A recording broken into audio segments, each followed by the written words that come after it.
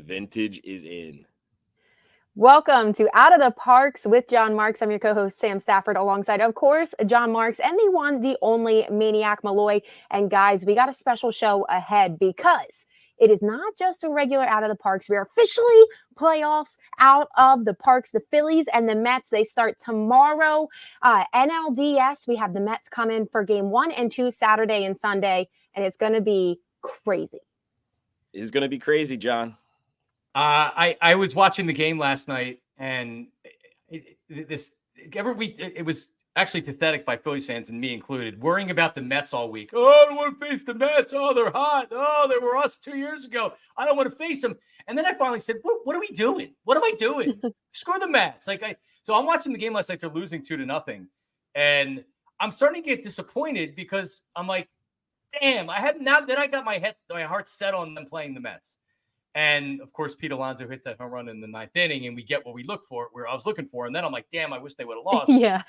But still, this is awesome. This is awesome. The Phillies are a good team. They need to beat good teams if they're going to win the World Series. So let's effing go, Maniac Malloy.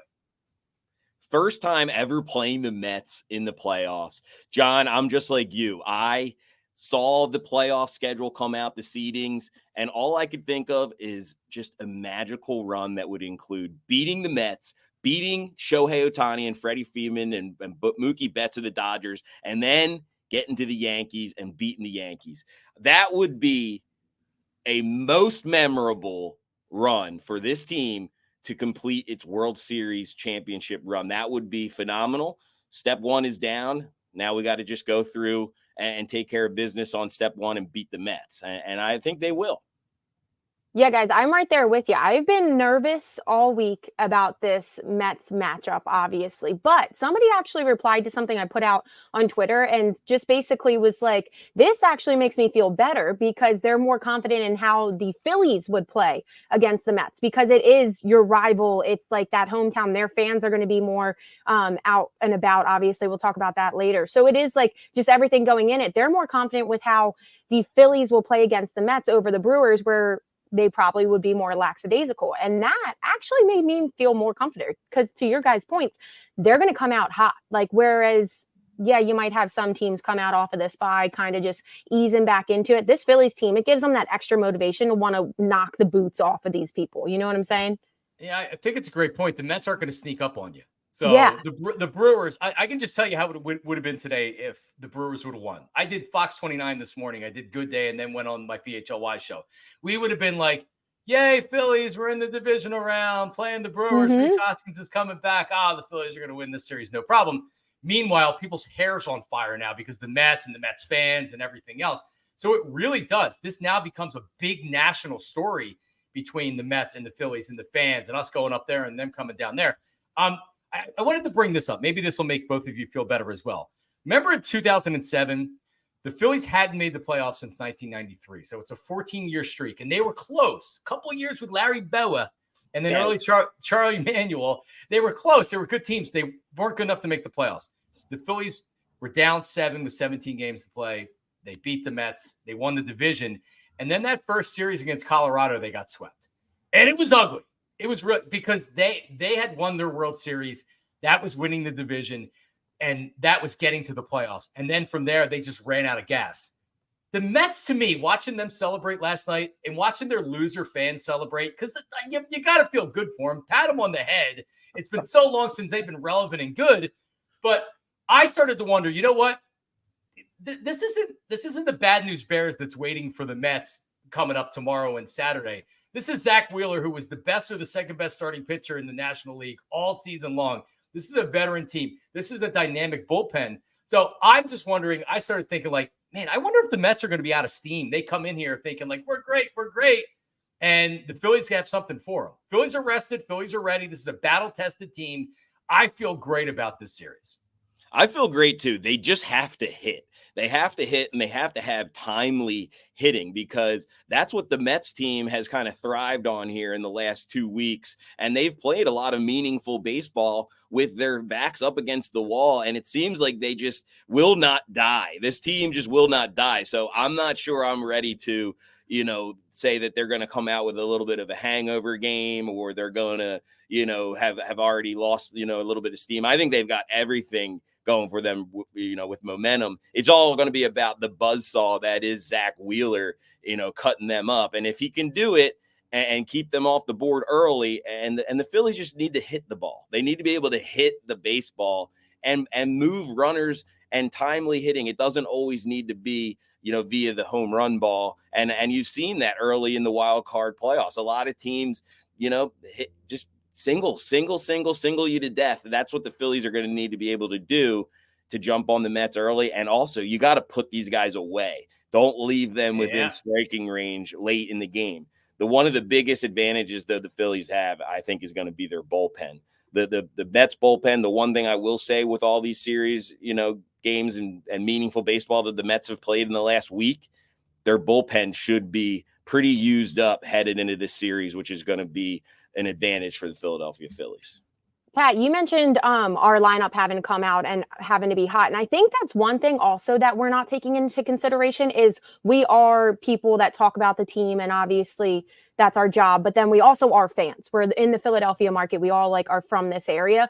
And I think that's one thing. We might be too close in the fact that we might not realize how good this Phillies team is because we've seen so much of every single detail throughout the season. And I think that's a lot of where the nerves come from too, because Pat, you even mentioned the bullpen. You're right. On paper, they are a great bullpen, but I wrote down even our bullpen can be inconsistent. And that's one of my worries. And I think it's because I'm too close in that fact, to my point, because Jeff Passan, you got Ben Verlander, all these guys that are on the national market that know their stuff are choosing the Phillies to win it all. So obviously this team has the ability to win it all. But I think in that fact that we're just too close and we're kind of hyper vigilating on some of these things. So like I just mentioned, that bullpen, you guys, I was just going to say, so you are feeling good about it. John said last week he was feeling red hot about it. And obviously they were doing really well to end the season for the most part in games that mattered. But their inconsistency is what worries me, just because those two big wins to move on to the next level, the Mets literally fought to the very end and beat up on the bullpen to take advantage. And that's my biggest worry, I think, coming into this. And obviously the lineup has to be there, but I do have faith that they're going to. I just think they have a little bit of advantage because some of their guys are going to be used up. That's just this week. But yeah, Estevez is a guy that I'm absolutely worried about. To go back to your point of what you're saying about being so close to this team, we've seen these guys that are, be immortal in the beginning of the season, look like they're going to win 120 games. Nobody's going to beat them. They're going to walk right to the World Series, no problem. Then we've seen them, look like mortal, regular MLB baseball players where they lose games and they look bad and they go through slumps. And we've seen them. And, after watching these playoffs, I'm anxious to see what our guys are going to do, because you say it all the time, Sam. We have more talent than the Mets. It's just flat out, plain and simple. We do. They just are really, really hot and have the momentum. What's a perfect recipe for that? Christopher Sanchez and Zach Wheeler. Bang, bang. Boom, boom, at home. Knock them down a peg and show them what playoff baseball is all about right away. Yeah. Do you worry about the series? Yeah, of course you do, because it's baseball. We see it all the time. That's why you play it. Yeah, the Detroit Tiger. I mean, look at the teams that have won so far outside of the Padres in the playoffs this year. I mean, the Tigers are red hot right now. They're not the better team over a course of 162 over the Astros.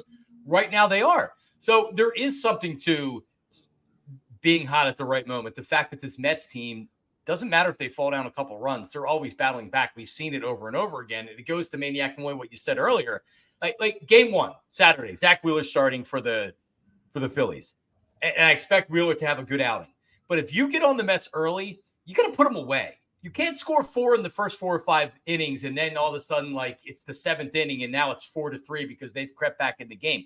They will beat you. So getting that first win, but also putting them away when you can, because this team will come back. Their hitters will come back. There is something to the way that they play and the way that they don't give up. That's a dangerous team in the playoffs. So my biggest worry is the Phillies.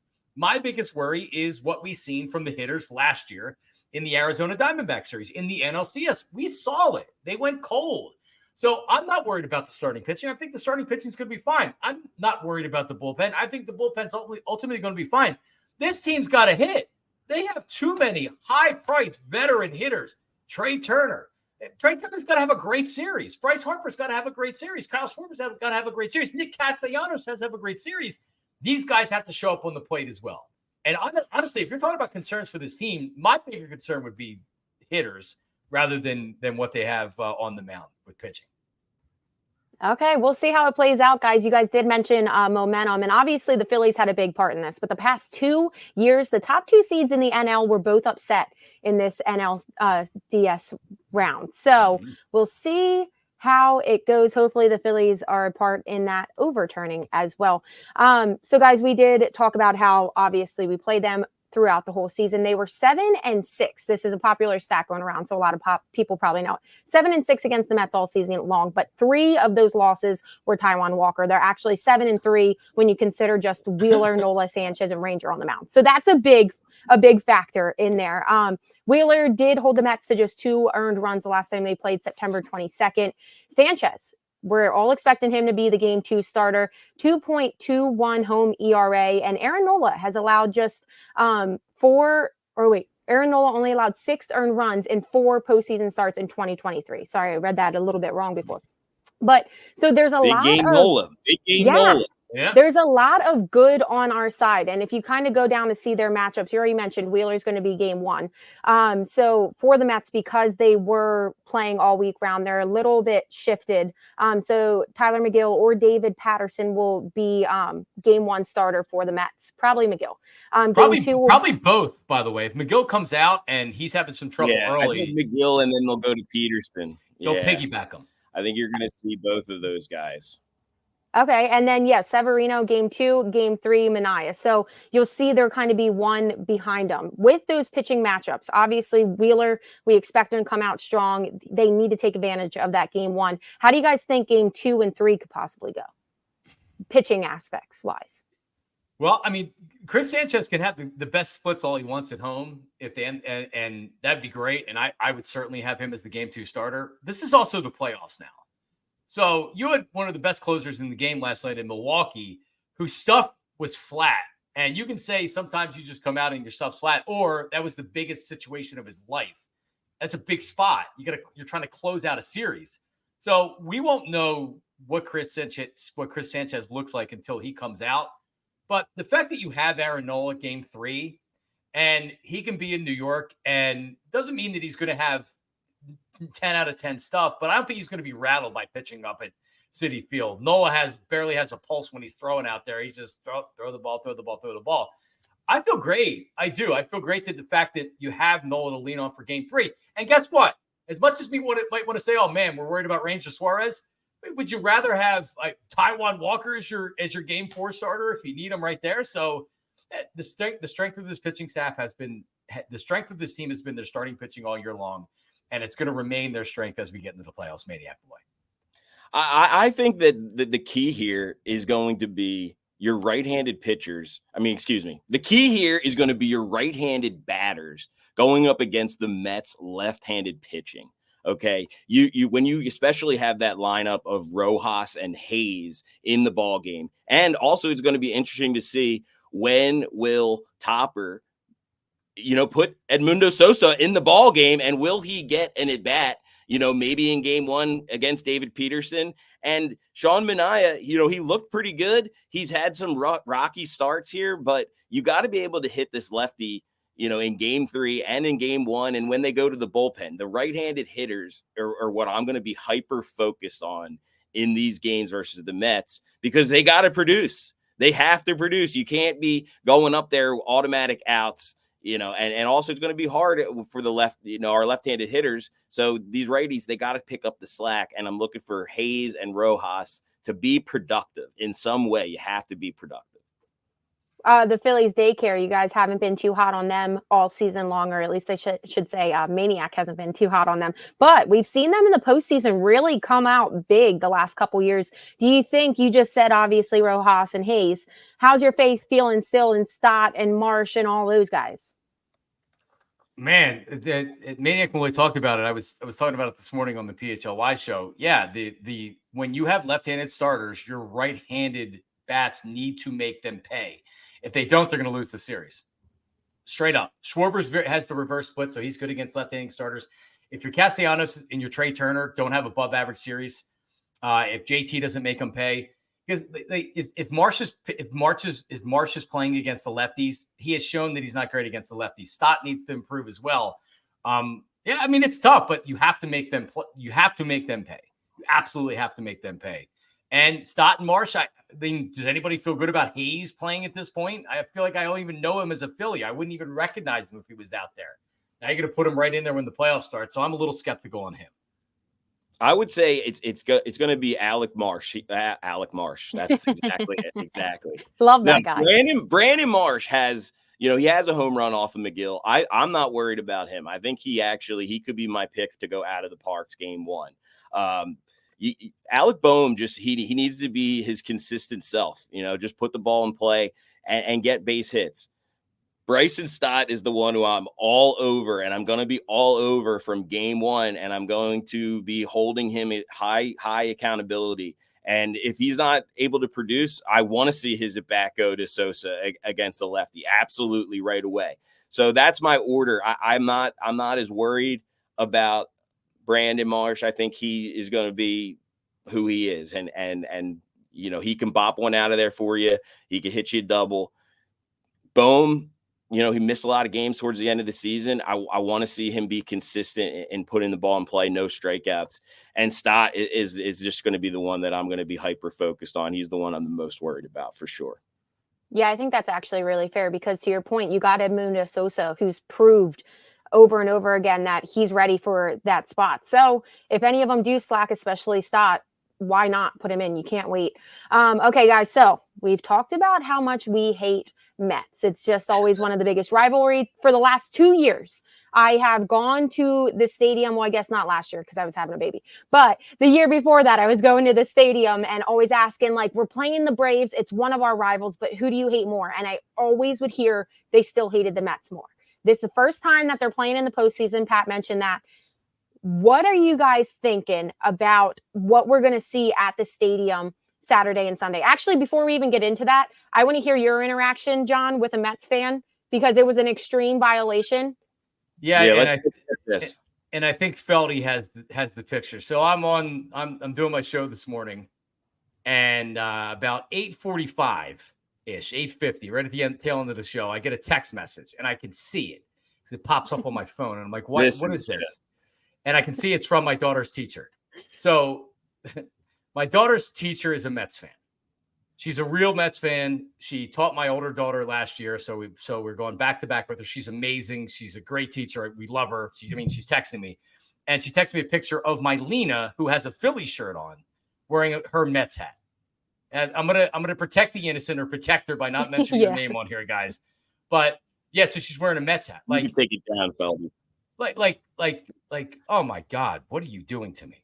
What are you doing to me? So it's a good razzing. I will give her that. She's winning 1-0. So now you got to think of how can you get her back? I mean, I think that's the biggest question. If and when the Phillies eliminate the Mets from the playoffs, you gotta send something into school or something. What is something that drives?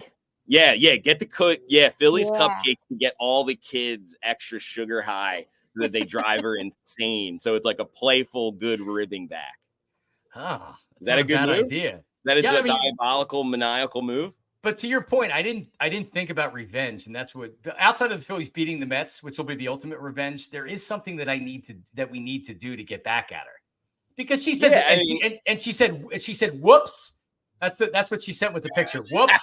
And your sweet little daughter just has the cutest smile too, not even understanding how severe your heart was breaking in that moment. Right. And I put it up on social media because it's funny. And I think this is good. This series is going to be amazing. This is going to be a lot of fun. But I put it up on social media, and people, and one guy was like, well, she's got to know not to put the hat on and take a picture with it. It's like, she's 7 years old. Like, what do you want her to do? Teacher. It's She's a 7 years old. Her teacher. Come teacher, on. who she loves, puts the hat on there to take a picture and to send to us. Send to me and my wife. One, So, especially if she's like, let me send it to daddy. Your daughter's probably like, yeah. yes, Like, it's all in good fun. mhm. I knew she was a Met fan from one of the first interactions we had with her last year because she's from New York and she's a Met fan. And I'm like, oh well, haha, sorry about you being a Met fan. So here we stand a year and a couple months later, and the Mets and the Phillies are playing for the first time ever. They've never been in a divisional round at the same time, much less played each other like this. So this is a historic series for Phillies Mets. Yeah, I mean, and speaking of that, the bottom divisional round. Go ahead, Pat. Now, the bottom line is about this teacher is that, this is going to be a lot of fun. Like, this is going to be a very, very fun series. Yes, people will probably take it too far, which is okay. But this is she took it right up to the line, which is great. So you got to love it. You got to props to her. Like I said, Mark, she's winning 1-0. Now it's a ball's in your court, Marksy.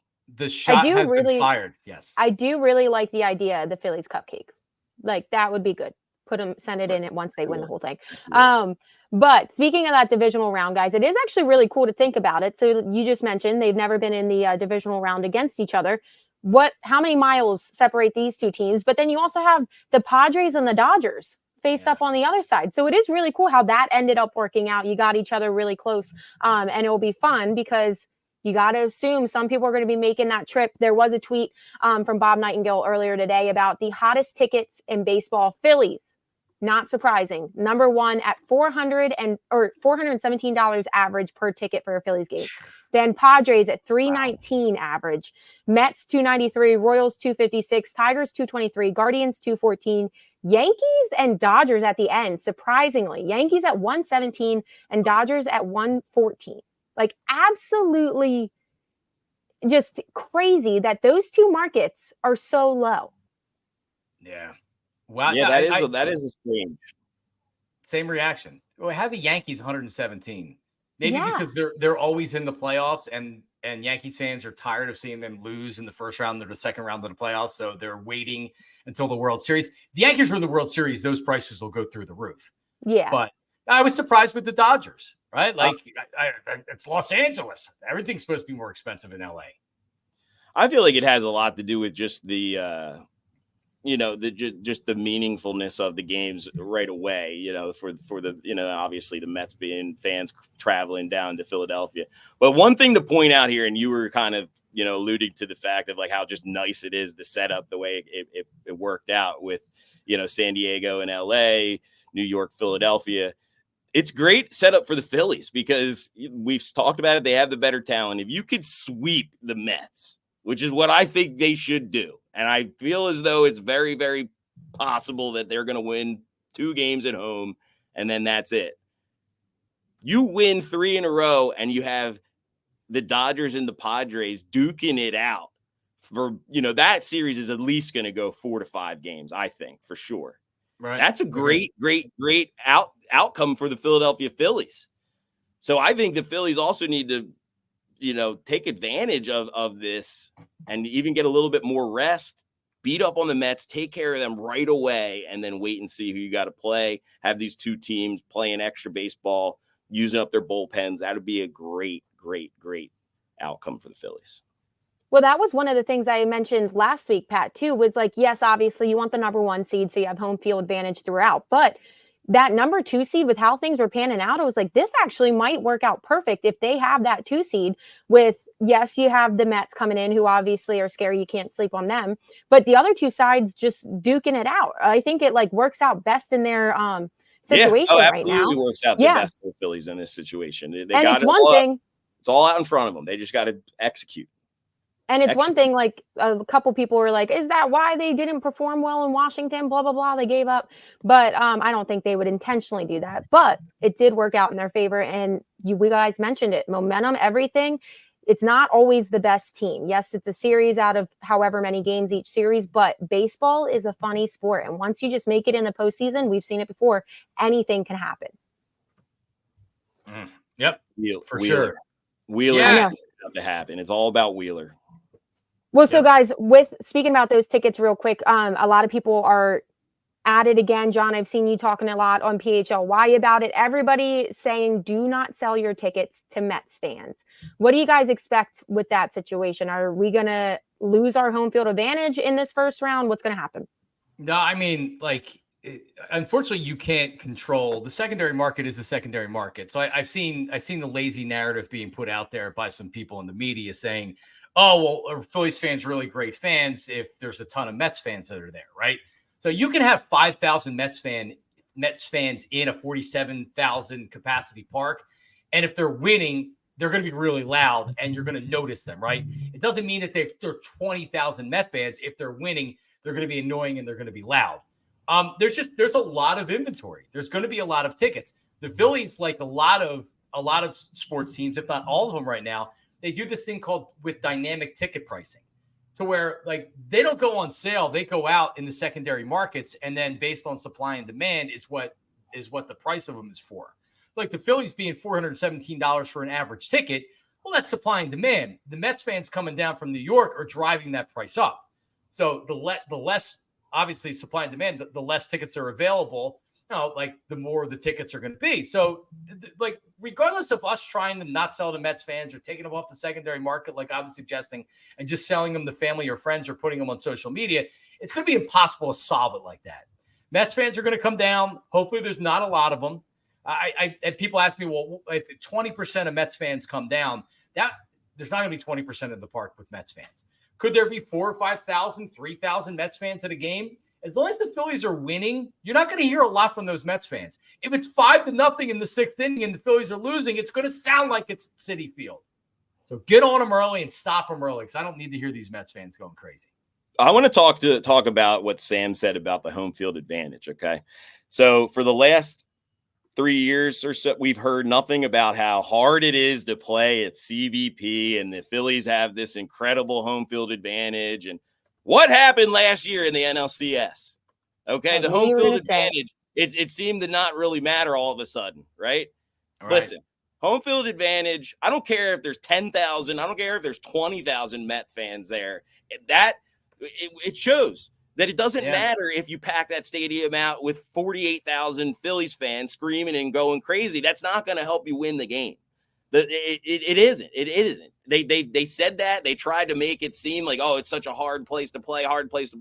Listen, it wasn't that hard of a place to play last year for the Diamondbacks. So I don't care if there's 20,000 Mets fans there. Phillies have the more talent. They have the better starting pitcher. They are going to go out there and they're going to beat the Mets 2 games in a row. No problem about it. Pack it, make it half Mets fans. It doesn't matter. It does not matter. And I'm sick and tired of hearing about the home field advantage for the Phillies, because that went out the window for me last year with the Diamondbacks. Very fair. And to John's point that he just mentioned, if they're winning, you're going to hear the Phillies fans, and it's going to feel like that roaring that we heard 2 years ago on that World Series run. So, okay, guys, let's get into it. Our official game predictions. Who is going to win and in how many games? I'm on the record as 4. I think they win in 4 games. They win the first 2 games. The Mets win game 3, and then the Phillies close them out in game 4. And I feel pretty confident about that. I saw the Mets celebrating last night. I've watched the way that they've won. They've been playing playoff games for a number of weeks now. Last night, and this is a team that this core has not been to the playoffs. They haven't had a run. Last night, to me, for the Mets, felt like that was their World Series. That was their series win. That was making this year, like, it's a successful year. That was an accomplishment, coming back and winning that game and winning that series. The Phillies are built for this series. The Phillies are built to win in October, and they're winning in 4 games. I'll take the Phillies in 4 games.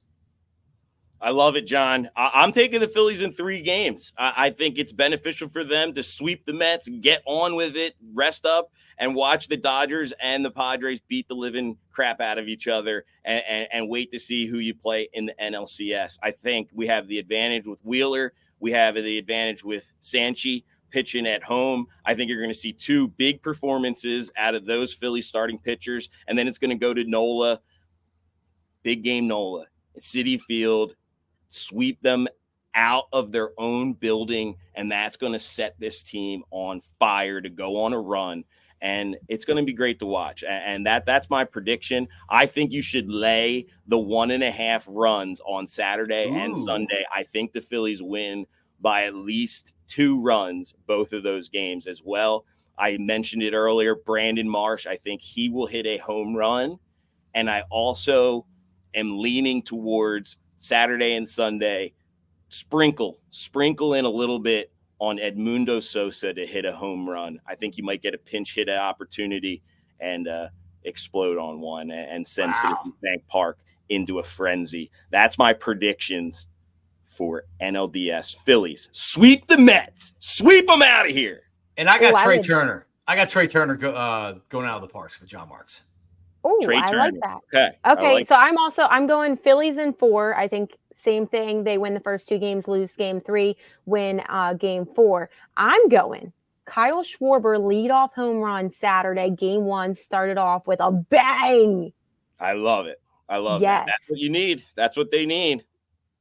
Guys, just in case we want to get some more optimism, I completely forgot. Mark just messaged me. Do we want some stats for more optimism going into this? Let's bring in the stat guy here to kind of make us feel a little bit better here. Oh, we got Mark down in the bottom corner. What's up? What's up, fellas? What's up, share some stats with us. Yeah, I think something that is interesting to consider as we head into this series is, as you know, in playoff baseball, it's always about getting the guy over, getting the ball player in, stealing the extra base. Well, something I think that could be important in this series is stealing the base. We have Trey Turner, Johan Rojas, even Harper. You know Harper. He's always aggressive on the base path. The New York Mets this year, 140 stolen bases against them, which was 5th in the MLB.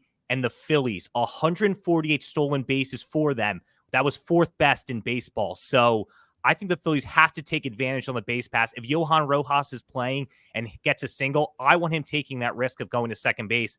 I'm curious what you guys think about that. And the Phillies, we always kind of joked about Trey Turner after his hamstring. Was he really going 100%? Was he pushing it? Now is the time. He's got to use his speed as the quickest man in baseball. I love it. Mark, go figure out another stat. We're going to talk about this one. I got one. I'm ready. This. All right. So come back and start working on that. Francisco Alvarez stinks. He's a great hitting catcher. I've bet him before to hit a home run against the Phillies. He's a great hitting catcher, but he cannot throw guys out. Mark makes a great point. Phillies need to steal a base. Maybe we think about betting on the Phillies to steal a base. Game 1 or 2. Is it going to be Trey Turner, Marks? Ooh, yes. I like it. It better be. I worry about, I mean, and Rojas has great speed. I worry about with him getting on base at the top of the lineups up there. Like sometimes with Schwarber, you'd rather have a runner on first and have somebody on second, and then it kind of takes away that hole for Schwarber. But, I mean, listen, you take advantage. Base running, stealing has become a part of the game again. Yeah, with the new rules, take advantage of it. You have speed. It's one of the strengths that you have on your team. Go do it. It's a great point, Felly. Yeah, I love it. The injury though for Trey Turner is a concern because he seemed to just that was eliminated from his game. But Mark makes a great point that now is the time that he should be feeling good enough to steal a couple bags. Well, one, he just had a whole week off too. So I don't think he was that injured in the fact that he couldn't run. I think a week would help a lot in this situation that he was in. And 2, it's the NLDS, dude. Like, come on, you got nothing to lose. And especially if you're going to take this bet, take it game 1 because they're going to be trying to set the tone with Wheeler on the mound. They're going to have confidence on that end. They're going to have the environment on their side that we keep talking about. And so I think that's a great bet, Mark, for game 1. Now, who's going to steal though? Like, do we need to pinpoint this out? I mean, obvious answer is Trey Turner. Bryce Harper. Bryce is aggressive. Who's your sleeper pick? Stott. Oh, that's a good one. How about Boom? How many Boom to steal a bag? I mean, that's it. Why not? Maybe, probably got good odds. I like Stott. And you're going Bryce Harper? Yeah, Sam? That would be if we're not allowed to choose Trey. I would do Bryce. I'm going all in. Edmundo Sosa steals a bag. We're going to bet Edmundo to steal a bag game 1 and 2. Mark it. All right. Ooh, all right, Mark. For a little pinch hit or something. What else you got for us, Marks? Let's go back to the stat guy. All right. Yeah. The other thing I want to talk about, kind of from the pitching aspect, or before I get to that, my answer would be I think Marsh gets a stolen base. I think when Oh, he's that's going a to be good going one. crazy. Yeah, I think Marsh is a guy that can get the crowd going. I like him to steal a base or two. Pete Alonso obviously had the big home run against the Brewers, 3-run home run Thursday night to advance the Mets to this series.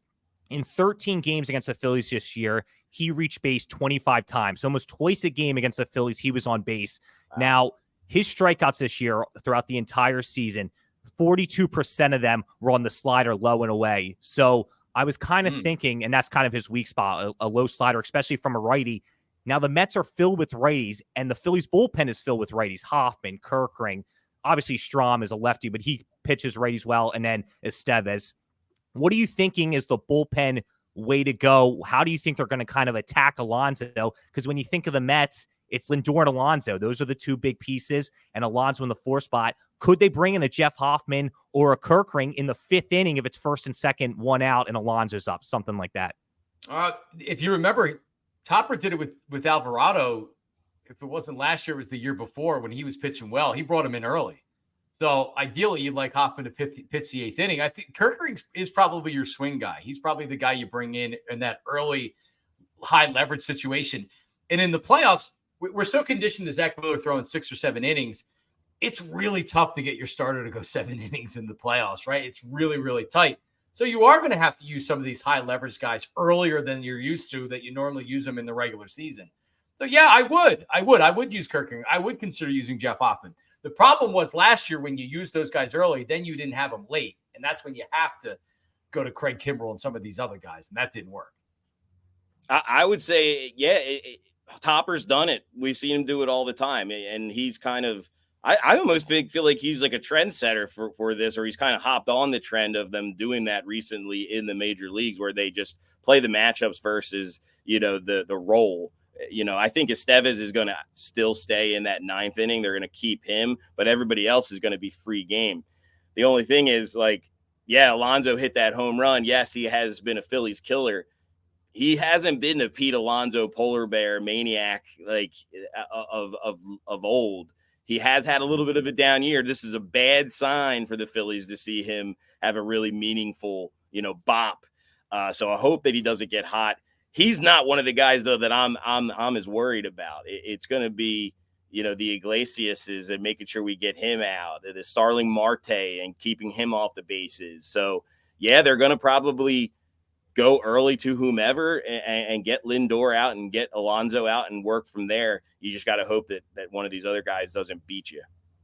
Yeah, to that point, I think you also have to be careful with not putting too many of your solid guys that usually are on the back end too early, because we have seen this past week the Mets team come out and beat you in the 9th inning. So it is going to be something that you have to watch. And obviously, I'm not the biggest fan of analytical play with that stuff. They do seem pretty set, obviously, as Estevez in that closing role. But then even I think Hoffman in the 8th inning is going to be pretty set. And I would like that set in this series just because you never know at the end of the game with this team that's shown that they're going to be hot and fight till the very end. So it is a great point, Mark. It's going to be something to watch.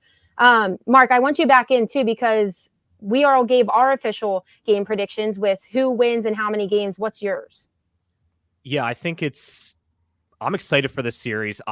It obviously wanted Milwaukee in the first place, but now thinking about it, I'm really fired up for this series. I'm going to go Phillies in 4, and I think that they lose game 3. So I think, like Pat was talking about earlier with the home field advantage, can they kind of get it back after losing 3 of their last 4 home games and 2 in a row to Arizona? I think they win both this weekend. They're going to lose game 3 with Nola, and then Ranger Danger pitches well in game 4, and they beat the Mets and move on to the NLCS.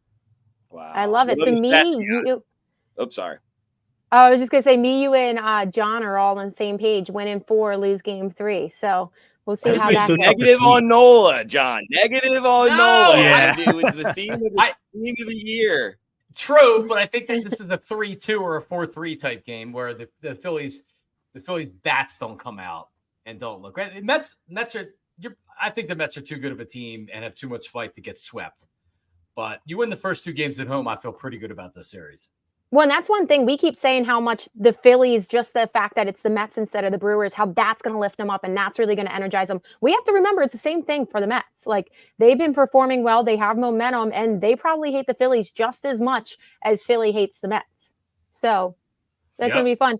Pat, did you ask if Mark has any other stats? Yeah, Mark, give us one more stat before we close it out of here. You got something to make us feel good about this game or betting on the Phillies? Anything? I don't have anything off the top of my head. I can look it up real quick, but I think just something that is going to be really considering. We mentioned, I kind of have a question for you guys. They can go real quick. Who do you want in game 2 to pitch? Do you want Sanchez with that home ERA of a 2.34 or whatever it is? Because I think if Sanchez pitches Sunday in game 2, I think he's going to be dominant, just like he was against the Mets at home in September a few weeks ago. Yeah, I want him to pitch game 2, but I'm concerned that we haven't seen him pitch on a stage like that. I mean, this will be different.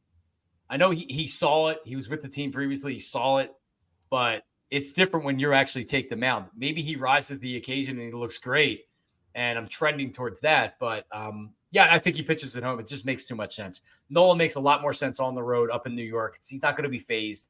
The stats, I mean, the sample size is big enough to where his road and his home starts. He's significantly better at home. Don't put him on the road. I think the Phillies will do that. Yeah, John, you go ahead, Sam.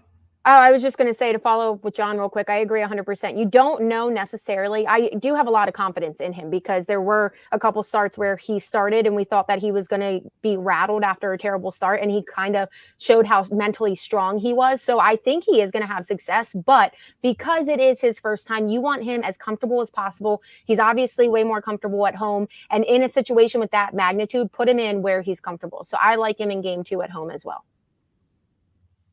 Yeah, just the thought of possibly having Sanchez pitch in game 3 with the series, God forbid, it tied at 1-1, or that is a scary situation to be in. So I would think that the Phillies are going to try to avoid that no matter what. So that's one way to do it. Have Sanchez pitch game 2 where he's a better pitcher. Done.